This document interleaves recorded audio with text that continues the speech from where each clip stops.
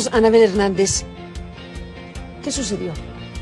¿Hasta dónde se sabe de los chicos de Ayotzinapa y lo que sucedió en esas fechas 26 y 27 de septiembre de 2014? Esa noche, los normalistas, por accidente, sin saberlo, viajaban en al menos 2 autobuses que tenían un cargamento de heroína de un valor de $2 millones. El entonces capo que tenía control de la región, que no es ninguno de los detenidos. ¿Ninguno? Ninguno de los detenidos por el caso Ayotzinapa. Se entera de esta situación y, de acuerdo a la información que he recibido, él directamente habla con los mandos militares del 27 Batallón de Infantería, que supuestamente estaban bajo su nómina, y les ordena ir a recuperar los camiones porque en eso les iba la vida.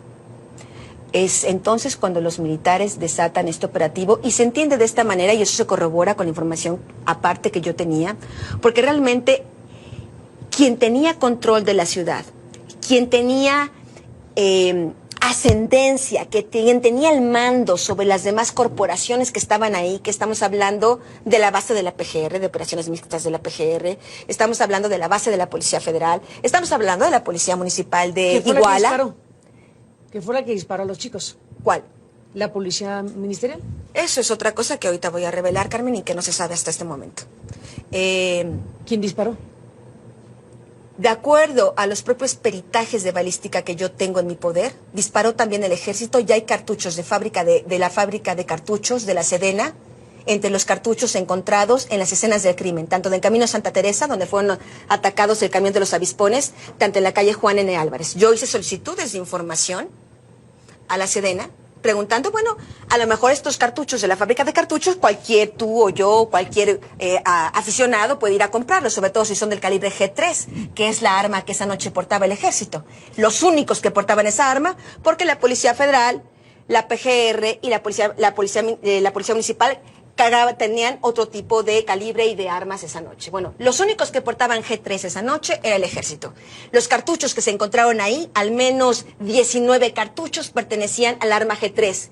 Estos cartuchos en el culote, en la marca del culote, de la bala, venía fábrica de cartuchos. Yo hago la solicitud a la Sedena y me dice, nadie puede adquirir esos cartuchos, solo los usamos el ejército. Es una confesión de parte. Entonces, lo que yo me encuentro, la versión que yo encuentro es que el capo ordena a los mandos militares del 27 Batallón la operación para detener los autobuses. Supuestamente no había ninguna intención de dañar a los estudiantes. Se sabía que eran estudiantes. El capo sabía que eran estudiantes. Lo único que quería era recuperar sus $2 millones en mercancía. Yo he preguntado con el cártel involucrado, y he preguntado, pero 2 millones, ¿qué tanto puede ser? Dicen que es una cuestión de disciplina incluso. Número uno, me dicen, $2 millones son 2 millones de... ¿Dijiste, yo he preguntado al cártel? Sí. ¿Hablaste con el cártel? Tuve contacto directo con informantes de esta organización criminal. Lo que yo quería saber por qué era importante recuperar eso, si tanta droga se decomisa, etcétera, etcétera. No, para mí no tenía lógica nada de esto. Y me dicen que es una cuestión de control de plaza. Si tú permites que alguien te robe la droga una vez, vienen los otros y se pierde el control de la plaza. ¿Y por qué la agresividad y la brutalidad del ataque? Si solo querían recuperar la droga. De acuerdo a esta versión, la única intención era parar los autobuses, acomodar el lugar, eso sí, bajar a los estudiantes y recuperar la droga. En esa recuperación de la droga de estos 2 camiones, algunos estudiantes se dan cuenta de que lo que está tratando de recuperar en las autoridades es droga. Y en ese momento es cuando súbitamente surge la orden de desaparición, no antes de ese momento. Fue supuestamente porque los estudiantes vieron que estaban sacando la droga de los camiones, que dijeron no puede haber testigos. No fue la orden supuestamente del capo, incluso la información que yo tengo es que el capo se molestó bastante porque le arruinó el negocio, le arruinó la plaza, etcétera, etcétera.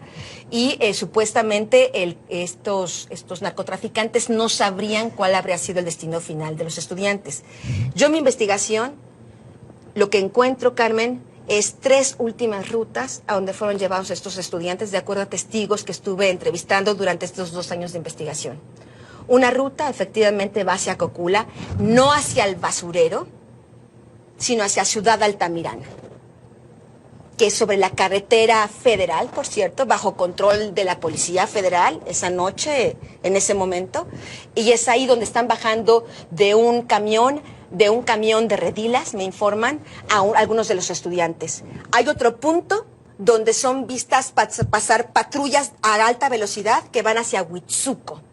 Y hay otro punto a las 5 de la mañana donde unos vecinos vieron cómo camionetas de la policía ministerial, camionetas blancas, debo decir que no se sabe si era de la policía ministerial de Guerrero o de la PGR, porque las dos corporaciones utilizan las mismas pick-ups blancas, llevaban cuerpos en 2 camionetas, cuerpos acostados ya aparentemente sin vida a las 5 de la mañana, ese ya 27 de septiembre. Esta es la historia que el gobierno no ha contado y esta es la historia que yo cuento en La Verdadera Noche de Iguala, basada en documentos, cientos de testimonios y miles de fojas, peritajes y demás información a la que tuve acceso. Anabel Hernández, hasta aquí llegamos con este programa porque se acabó el tiempo, pero desde luego habremos de hablar más. Es una investigación muy fuerte.